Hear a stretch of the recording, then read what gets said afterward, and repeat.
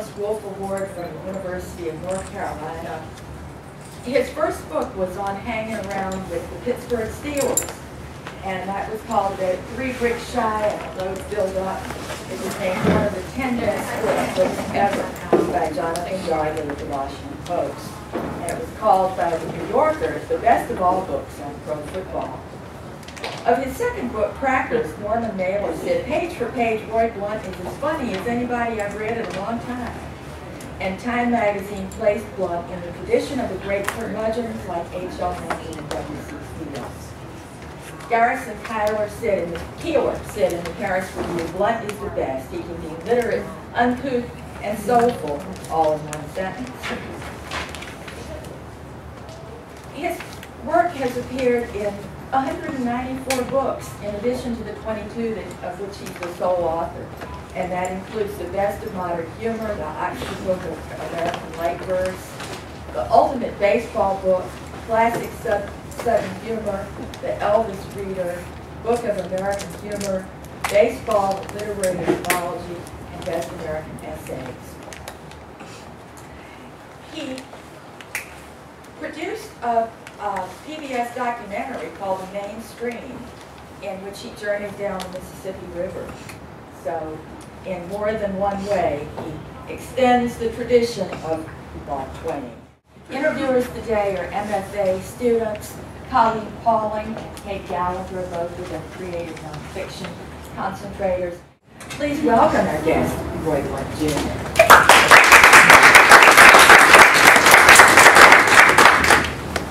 Well, as Cary said, we're very excited to have you here for the River City Writers series. And she also pointed out that you've done so many things, having written 22 books and being published in numerous magazines and other books. And so we'd like to start off by asking about that versatility. You know, you've been described as a humorist, novelist, lyricist, reviewer, sports writer, screenwriter, journalist, and I could continue with different things that you've done. So we're wondering, are there any particular skills that you think are necessary to move back and forth between different forms of writing and different genres? Well, it helps to have to make a living. So I've done stuff I can get paid for, and yeah, I mean, I've always been focused on words. My mother taught me to read phonetically when I was a kid. She taught me to read early, so I came roaring into first grade with a real attachment to words, and I always liked messing with words. My father was a big organization. You get away from the rest of the family, and you could hear him whistling down there. You'd have a long stool or something, and these little drawers full of widgets and nuts and bolts, and you go into your orders full of his little nuts and bolts and stuff, and that was when he was happy. He couldn't whistle, couldn't even whistle. And I'm that way with words. I like to just mess around with words. I think that's a vital. You know, if you don't have that pleasure in words, I don't see how you can be a writer. That's what pulls me into things. If I've written, you know, a long profile of Pauline Kael and another one of Yogi Berra and another one, Ray Charles. And in every case, I was writing about how they use words. So that's all. I think that's. And finally, the last couple of books I've written, so that's been a thread through everything. I would have branded myself better if I had stuck with one kind of writing. I always like to do a lot of different things. But always with work. So you talked about how that choice helps you make a living, and since there are many of us here are students, we're wondering what kind of experiences do you think writing students should be looking for to help us prepare for you know, the changing industry and the different careers that are out there for writers? Yeah, well, it's harder than when I came out of college in 1963. I went in the Army for a couple years, and then I went to first graduate school for a year, but I went to graduate school because I thought I was going to teach. Then I decided I didn't want to stay in academia, so I had to go. And then I got out and worked for a newspaper. And that used to be sort of a standard thing. You go get a job in a newspaper. It didn't used to be all that hard. And now that newspaper is dying off, and they're cutting way back. And so it's hard for me to advise people. But you could get a job, you could get paid to write something when I got that job. Now people want you to write for free.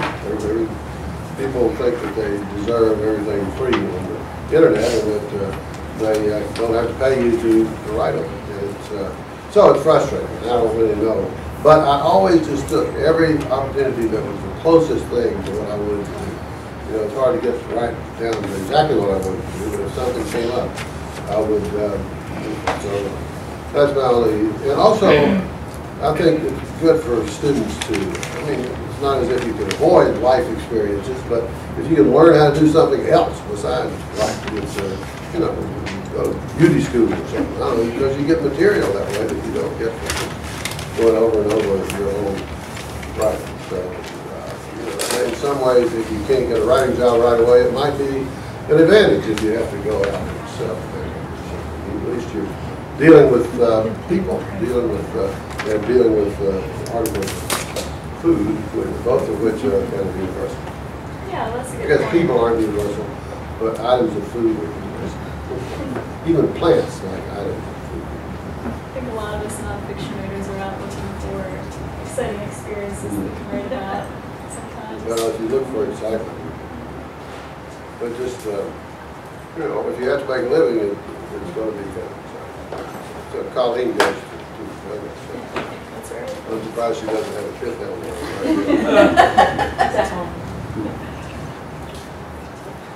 Yeah, so a lot of the material that you've written has been humorous, and you said in a previous interview that I read that you like to think of humor not as a way of dismissing things, but as a way of appreciating things. And I like that a lot. I think that, personally, I think that sometimes people have a tendency to dismiss humor and say, oh, you know, this is funny, but it's not, you know, literary, or it's not serious enough. And what do you think about that? Do you think that we value humor as much as we should? Well, I think there's nothing more boring than a humorist complaining about not being taken seriously. I could go on in that I think, you know, if you can't be saying, but seriously all the time, you just have to, you know, it comes naturally to me to write funny. And it seems to me if you can say something and be funny at the same time, it's better than just saying something or just being funny.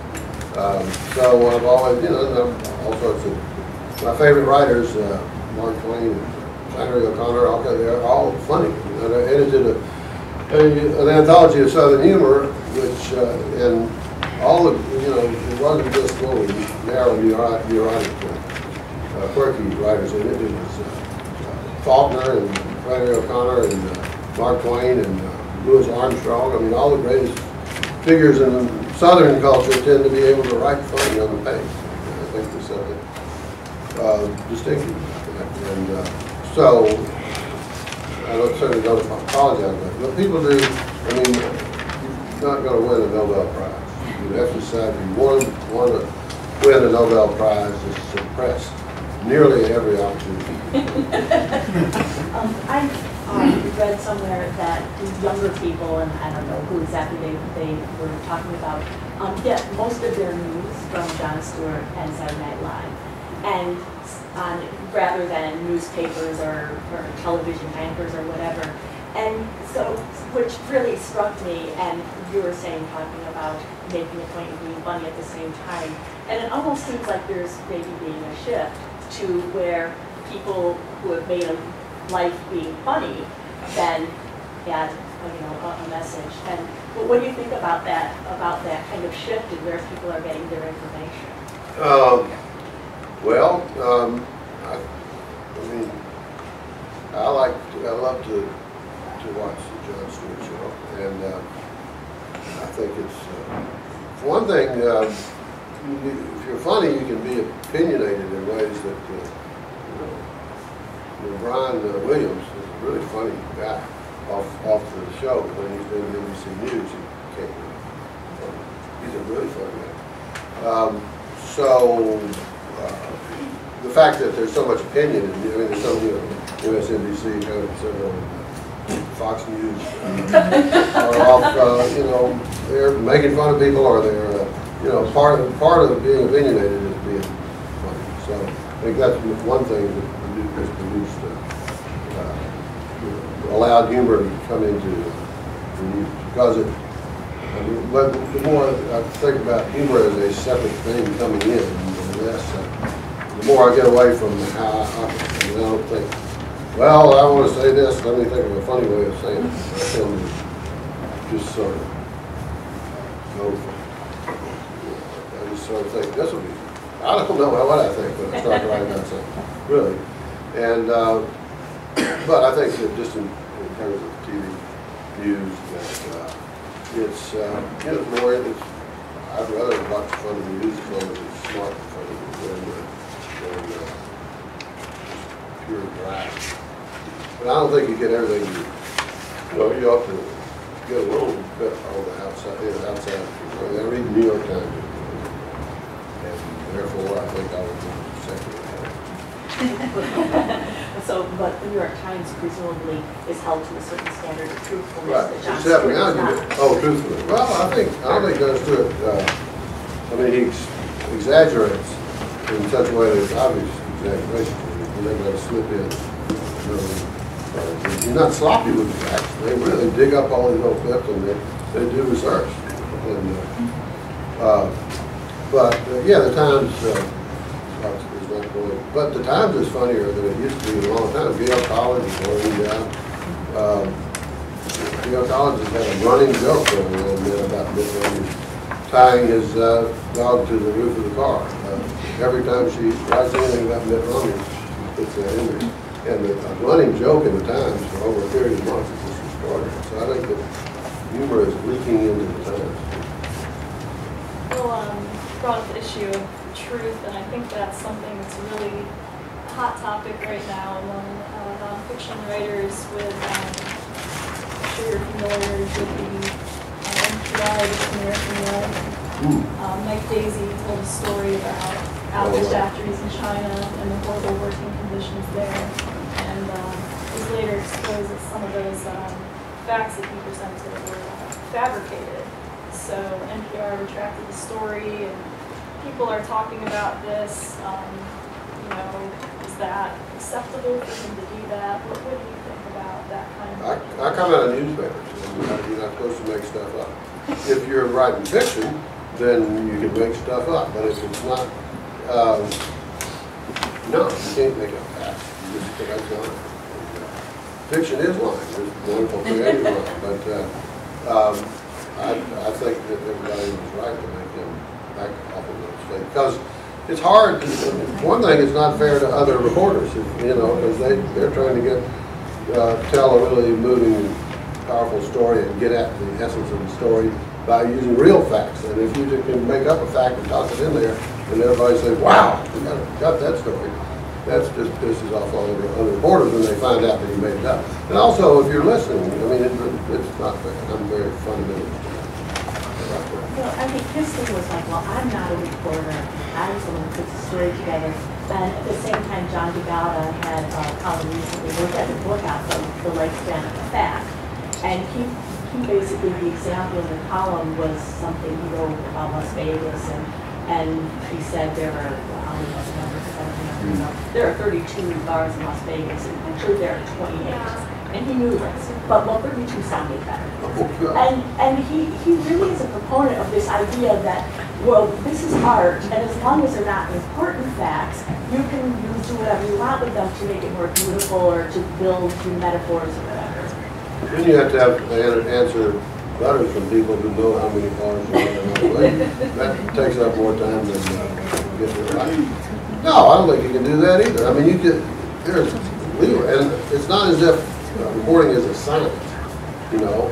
There's room for interpretation, and there's no such thing as absolute objectivity, but even in science. But you try to be, you try to get the facts right, because the real facts are helpful. And I mean, it is tempting, just for the sake of the rhythm of the sentence, I guess, to say 32 and 28 instead of 28. But I think that's a temptation you should honorably resist, and you dishonorably succumb to.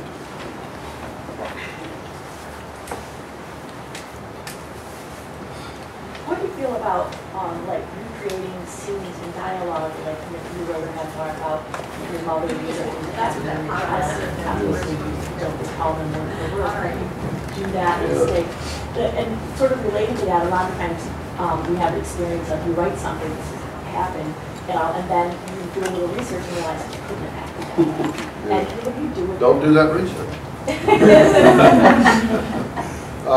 Do the research first. And then, no, memoirs are obviously a kind of loose thing, and you can't. But I wrote a memoir about my childhood, and I only quoted stuff that may not have been. I quoted things exactly as I remembered. So I don't have long conversations, but I have these, little blips of things I do remember, and I probably remember them wrong. I may well remember them wrong, but they are how I remember them. And then when my sister read it, she corrected it some. And didn't speak to me.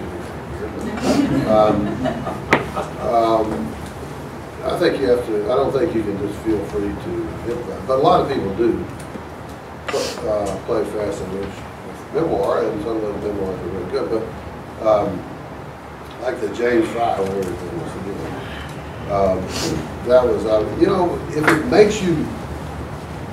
I always tried to not make myself look good. In fact, I came off as a little snot in these cases. And I thought that was only fair. Sort of lean in that direction, and not lean in the direction of sensation or nobility, because I wasn't making it other people look particularly noble. And so I felt a real sense that I should try to get it right as I remembered it, and therefore it doesn't have a great narrative sweep to it. It hops all around, but that's just the way it came to me, and I wrote it, probably would have been a much more sentimental favor if I had made my mother out to be who she thought she was. Get into that. But I really did try to get it right rather than turn it into a beautiful story. The flip side of that, and this is, you can tell something that I deal with a lot, the flip side of that is you can misrepresent by omission.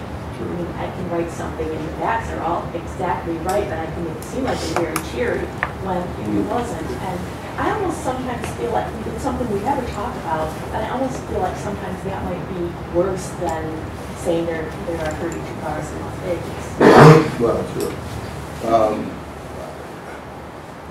I mean, you do omit things and choose things, and you don't remember things the way other people remember. But you can't put everything in, so you try to have a conscience about what you put in and what you leave out, and you probably never get it right.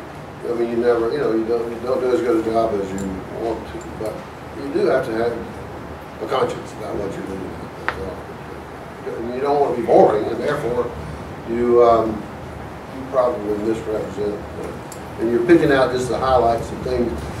You pick out the things that stuck in your craw or that you remember fondly, and this represents the whole course of everything, of course. But you do have that right to do that, and also you can make stuff up as long as the reader kind of gets a sense that you're making it up. I mean, if you can go out of it, but it's a matter of feel and what you can get away with. I'm not trying to say that everything has to be just purely factual, but if it's something that, if the stuff that turns it into a great story is all made up, then you can't feel very good about that inside. Well, maybe you feel good outside. I don't know. I do think that what you think is wrong. He invented that scene in which the worker in the Chinese factory making little parts for Apple phones. And there's this one scene where the worker is shown a finished iPhone, and he never has seen one before, and I don't think he cries on it. But that's just all made up, and that's just that's your big money shot thing. You can't make that up. That's especially if you get caught. I don't mean to be too puritanical about it, but you know, that was too, I wouldn't do that. I would wish somebody had done it. Yeah. Well, And you know, often you can tell when something's made up too. There's a sense of, maybe not all the time, lots of times you think that's just a little too overdone. That's a little too perfect. So. I was in the workshop with Jr last summer, and he was saying he wrote some essay, and in the end of it, this woman gave him a book, and I don't remember what the details, but the book was like the perfect book. And when he submitted somewhere, they said, you have to change what book it was. No one will believe that this happened. It's too perfect. It's too poetic. He's like, that was how it ended. Right. And you couldn't get that published. Yeah, I don't know what you do about that. I mean, memoirs are definitely. No, go ahead. Memoirs are seemingly, increasingly popular as of late. Why do you think that is? That there's this attraction. They're like opinions. Everybody's got them. You don't have to make anything up. And writing a novel is really hard. I've read one novel, and that was the hardest thing I ever did, because you have to know much more than you. Just to know who the people are and where they come from and why they're there, and you have to know all this backstory stuff that you don't even use. And you can't just say, hey, it happened. It has to, credibility is the morality in a fiction. If it doesn't be unbelievable, then it doesn't work, whether it happened or not. So fiction is, I had all these characters moving along through life, and I kept feeling like they were just getting ready to step off into space, and I had to think of something to put under their foot just all the time, going out ahead of them to keep them supported by something, supporting them all the time. And people kept saying, well, your characters will take over. Basically. Finally, they did. Kind of like, come on, take over. Anyway, I think good fiction is really hard. But memoir is right about how you grew up, and everybody's got a child, and everybody's got issues arising from there. So you have a built-in reason to write the book. And also, you can go out and do stuff and write another one. Why do people like reading them so much? I mean, even terrible, badly written, boring memoirs itself. Well, badly written novels still. Well, that's really. I don't know. I mean, I guess people think that if it would happen,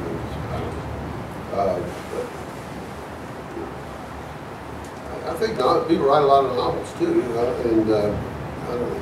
don't know whether memoirs are favored by you have to take a photo. But there are some really wonderful memoirs, and there are things like In Cold Blood, which is a non-fiction novel, which was kind of giving it kind of get a little leeway if it's not really a novel. There were some red herrings in it. It's the thing that made a movie out of the murder of a family in Kansas, the Clutters, murdered by these two guys who heard they had some money and was shot in horrible murders, and they got called. And Truman Capote went out there and met the murderers and the cop who was called and spent lots of time with people out there. But there are some red herrings that going along. You think, if this were a novel, this means something that's going to come back up, but it doesn't necessarily. It's not a novel. So I think that In Cold Blood was wonderful. I read it in New Yorker when it was coming out in installments. Wonderful stuff. But it doesn't quite work as a novel, and so a little bit. But he got away with it. It was a good book, and so he supposedly could remember. He was of an age where he could still remember. I used to be able to remember stuff a lot better than now. So that may be something to bear in mind, is to strike while the iron is hot, while you can still remember stuff. Write your memoir before you forget it. Well, along with some of my fellow students who read your book, Alphabet Juice, which goes through the letters of the alphabet and select words that you find, say, interesting, intriguing, you like the sounds of them, and some of them you do share stories that you remember that you associate with that letter. So in the book you argue that words, part of their meaning comes from their sound. We talked about this last night in your reading. In your book you talked about, like, to say there's the word kiss, but smooch is a little better. It has that kind of what you call sonic-y feeling to it. And no lips in kiss. yeah. Kiss. You say kiss. Kiss without any lips. But Smooch or you said that the linguisticians out there argue more that words are just arbitrary symbols. So I wonder, how did they, did you have any people who specialize in linguistics, respond to your book? a little bit. I mean, people in audiences and things. And I think a lot more people take linguistics in college now than take English, which is pretty interesting. But the reason to leave out the whole question of sound symbolism and, wobble is not arbitrary. Is squint and wince. We almost squint and wince when you say squint and flinch. If you leave all that out and deny that it has any meaning, then you can focus on universal grammar. So you can get off into the abstracts of language and go globally across language generally. And that's what linguistics wants to do. It doesn't want to be held back by such notions as I keep wanting to raise. But I think if you're a writer, you need to appreciate the sound qualities of language and use them and enjoy them. And if you're a reader or a writer, not be embarrassed about using words that sound like what they mean and feel good in the mouth. Feel good. Advertising does it, and poetry does it. Poetry doesn't do it as much as it used to. So everybody knows that, in fact, language does have sonic qualities. It doesn't mean that you can see a word on the page and automatically know, or hear a word and automatically know what it means by the sound of it. But the connection, there's a connection, there's threads, and words that come out of Germanic language tend to be more, Dutch to Yiddish tend to be more sound like mean and to take a pleasure. Whereas Latinate words, the word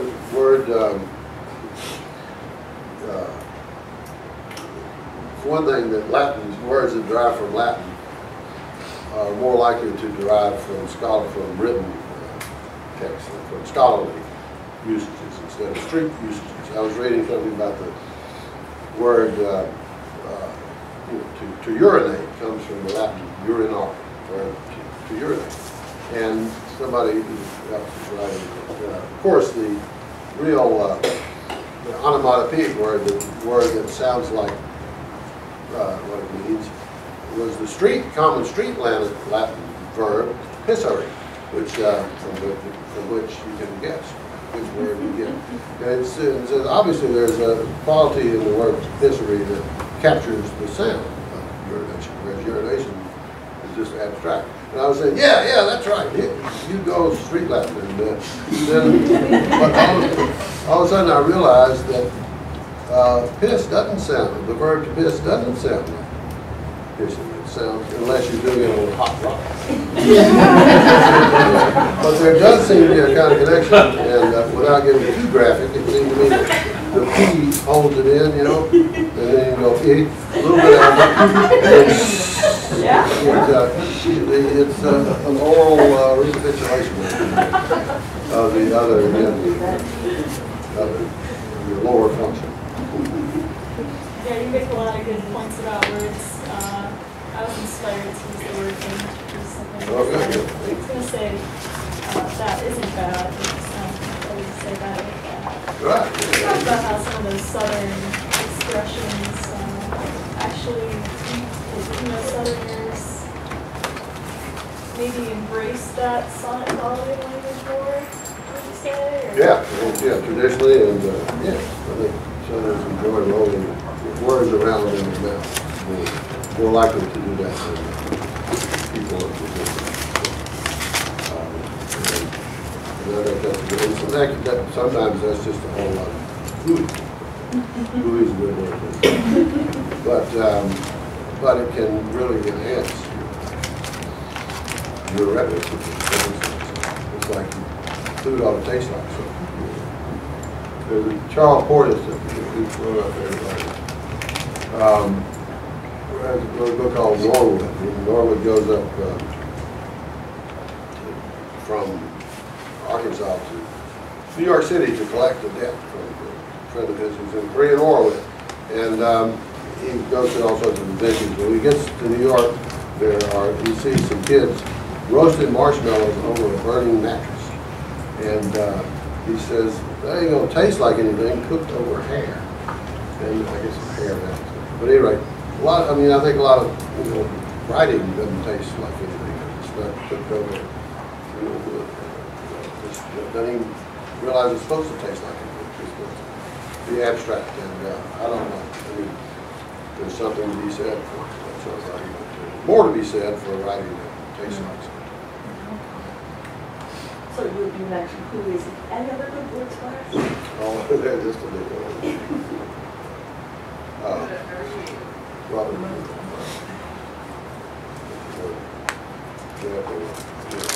Splurge in one hand. What's the type of opposite of splurge?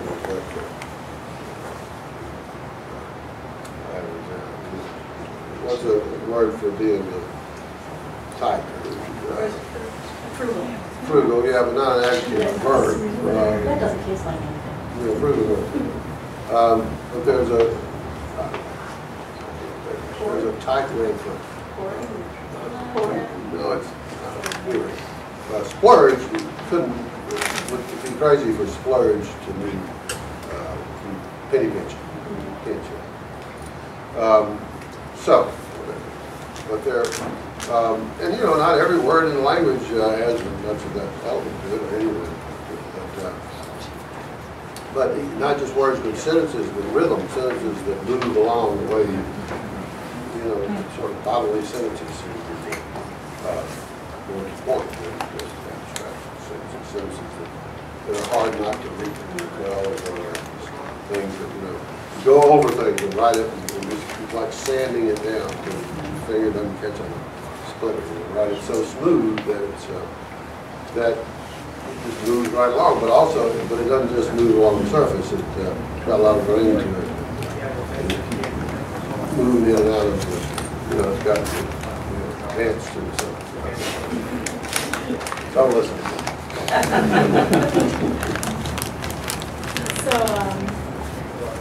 Speaking of words here, you're a member of the American Heritage Dictionaries, and can you tell us a little bit about that experience and what it takes to get a new word in the dictionary? Well, people have a notion that the American Heritage Usage Panel, which is a whole lot of writers, name us in the book. And we want to, we get together and around a big table and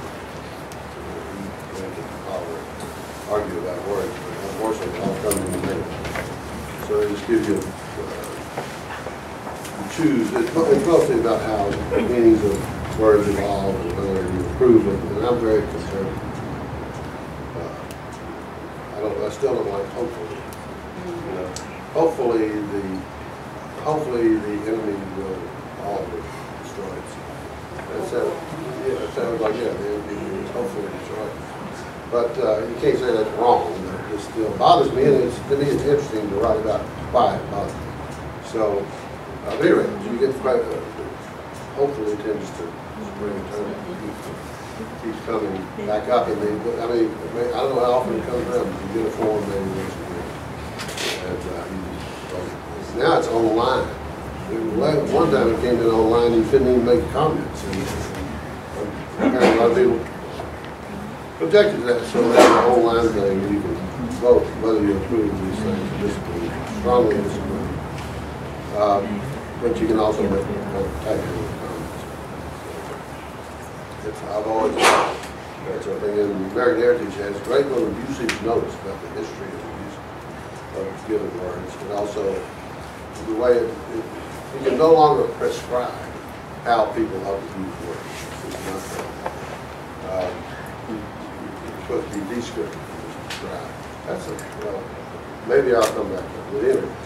You have to describe how language is used. But American Heritage Dictionary consults writers and people who use language about what they think, what we vote.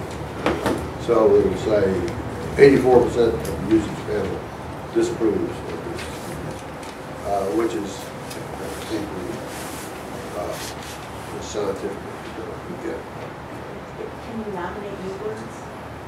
Yeah, they can say what issues. It's not so much new words as problem words or words that need to be talked about what they really mean.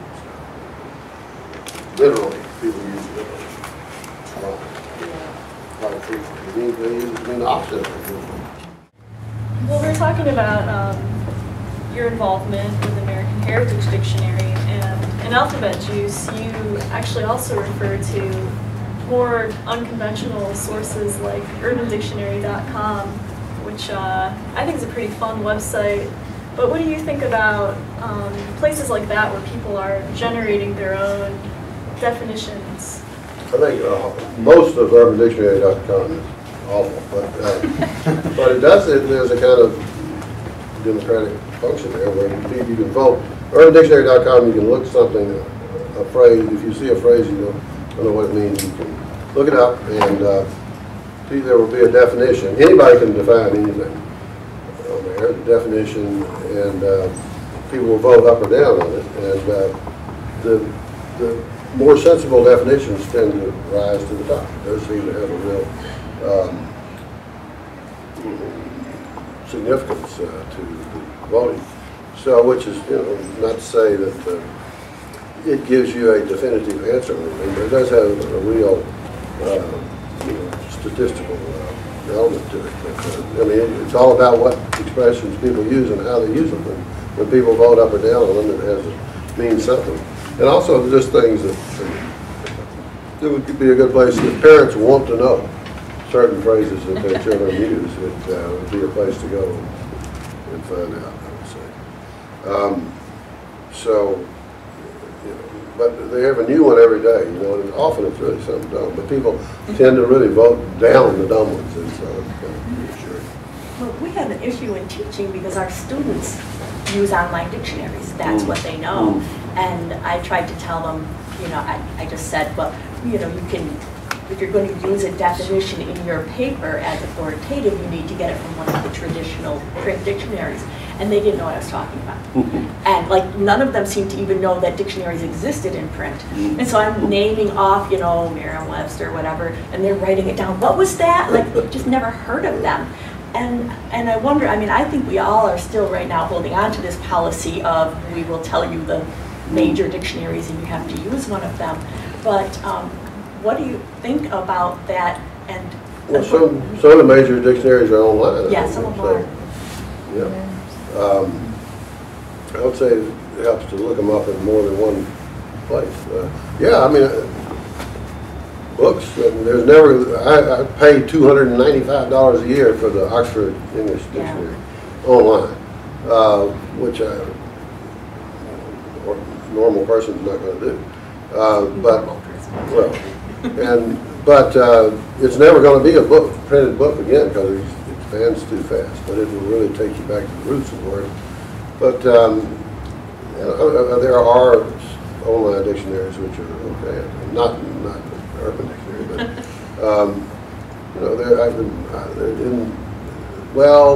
I've got the Webster's Third online, but I paid for that, I guess. So I mean, if you can recommend to them a reliable online dictionary. Well, unrelated to dictionaries, but early on you mentioned writers that inspire you and influence you, and you mentioned Mark Twain. And you've actually been called our next Mark Twain by Playboy magazine. Didn't happen. So I was wondering, how do you see your work? Do you see yourself following in Mark Twain's tradition? And is Playboy a reputable source that we should know?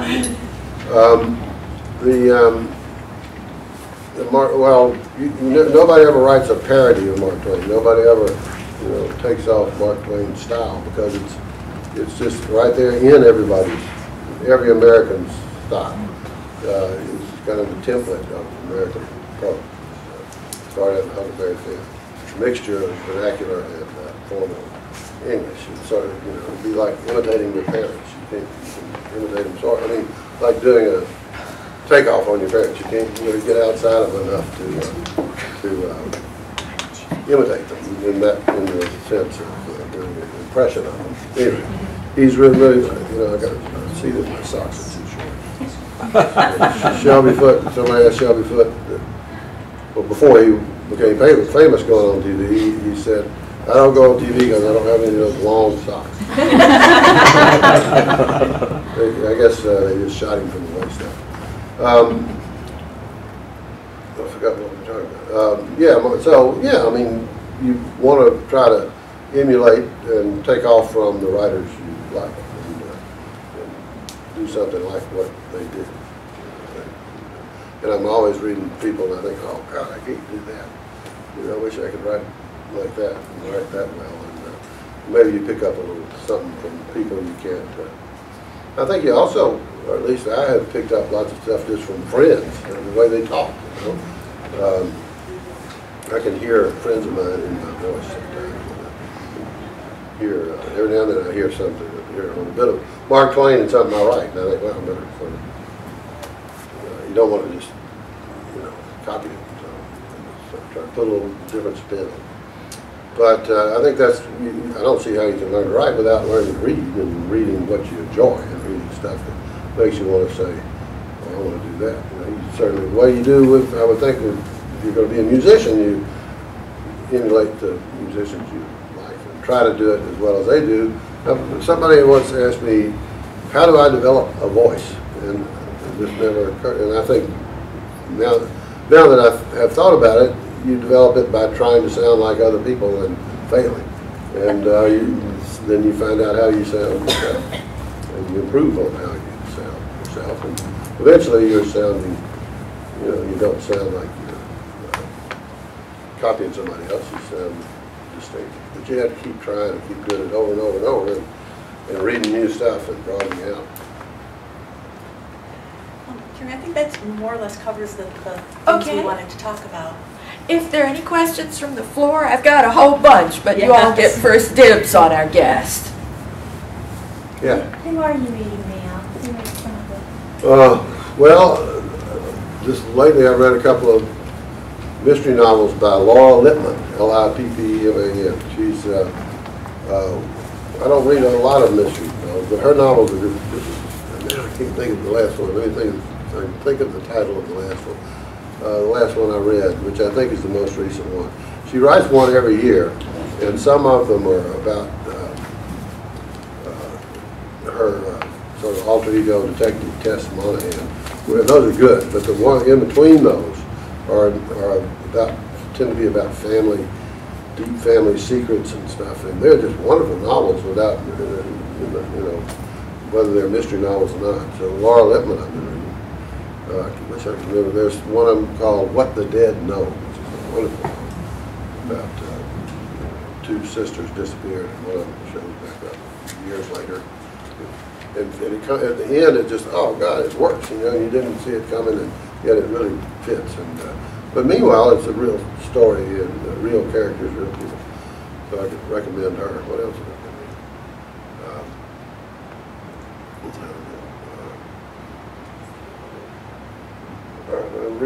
I tend to be reading stuff about what I'm writing about, and I'm not writing about anything much, you know, anything any length.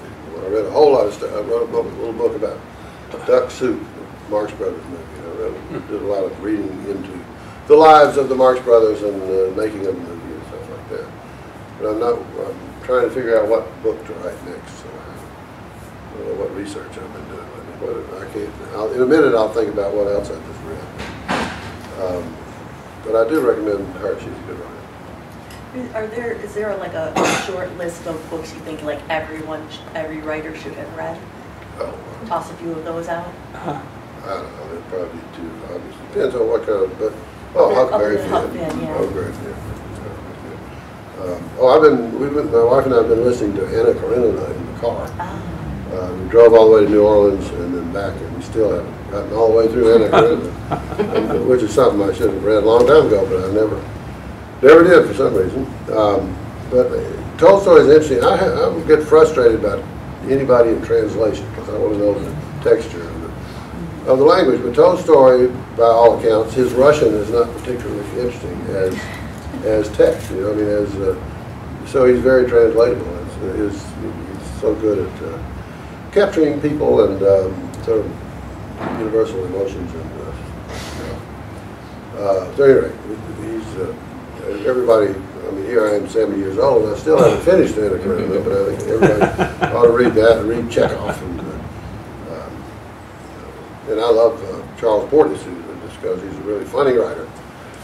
I'm getting ready to go see him in Little Rock tomorrow, or tonight. And because he wrote True Grit, the movie again of True Grit.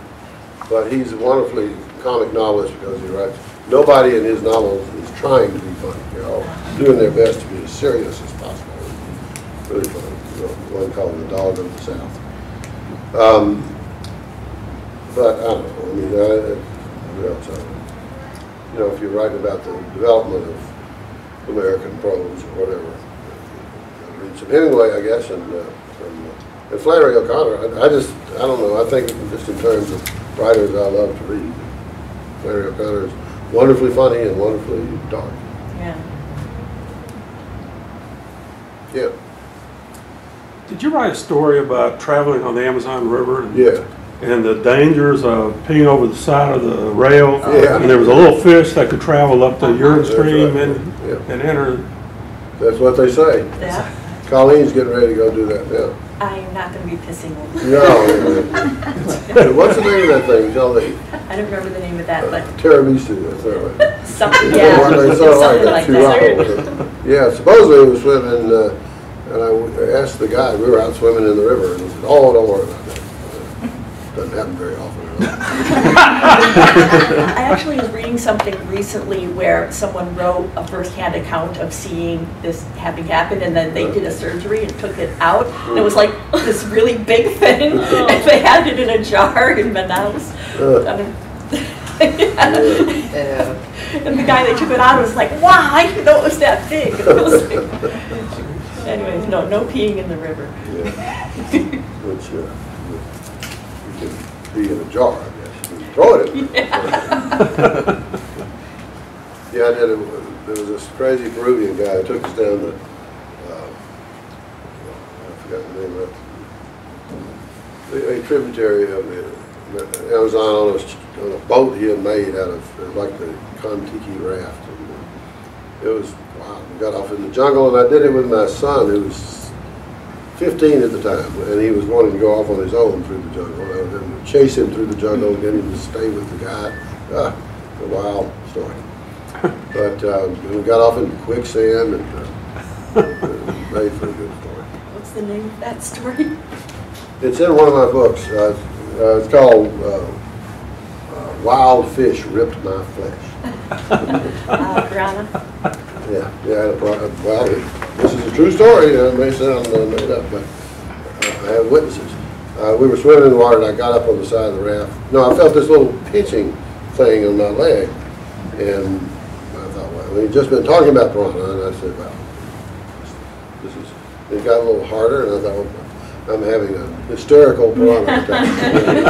And finally, this got really uncomfortable, this pinching thing. And so I got up out of the water, and reached down in my bathing suit pocket, and this piranha jumped up out of my bathing suit pocket, and there was this, and the guide was saying, "Oh, well," but there were actual little blood. There's a picture, and I wrote this originally for Sports Illustrated. There's a picture of my leg with bite marks on it. And, so that's why I was able to write "Wild fish ripped my flesh." Actually, only one wild fish ripped the flesh.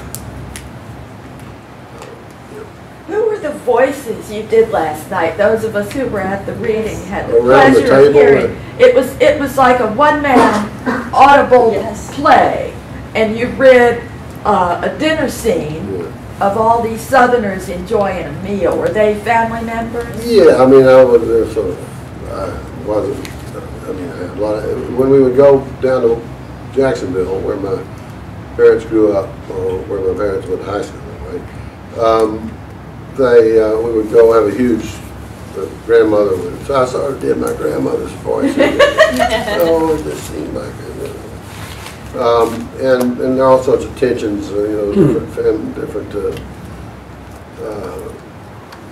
aunts who had married into the family, and so I just sort of vaguely was picking up on all those different, but mainly it was just recalling the way people talked about eating and food, and not really trying to capture any particular individual people, but just different kinds of. It's hard for me to stay within one voice. And yet they were all distinctive. Yeah. Yeah, sometimes I do it differently. I've done that enough that I sort of settled in. But if I rewrote it, I would. Sometimes it's not the same voice doing this. Yeah. So it's just. Could you put a Yankee into one of those scenes? Well, I don't know. I don't know why I would. But.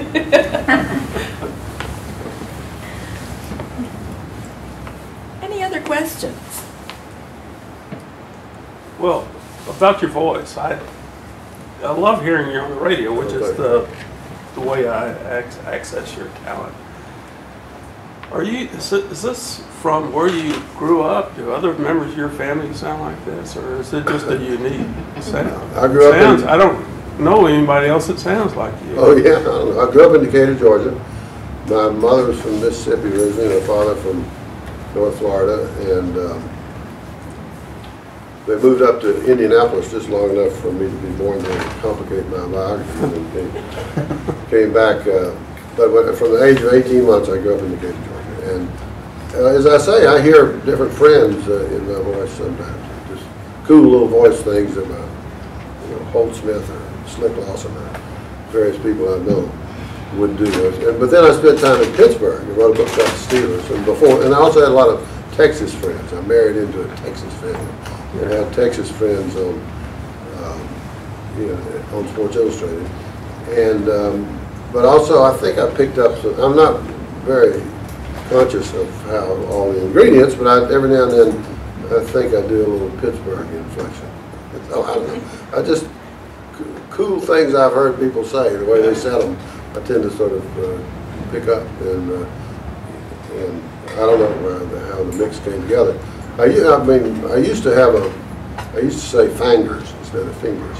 And moving up north, it caused me to be aware of my Southern accent in a way that I wasn't before. Yeah. And so I was in college. People would say my nickname was Worm because I mumbled. So I try not to mumble as much as I should. But so I don't know. I mean, I don't even know what So I think anybody, when you first hear your voice recorded, you sort of recall it. And so I may have tried to, but I haven't really studied it or done it on purpose.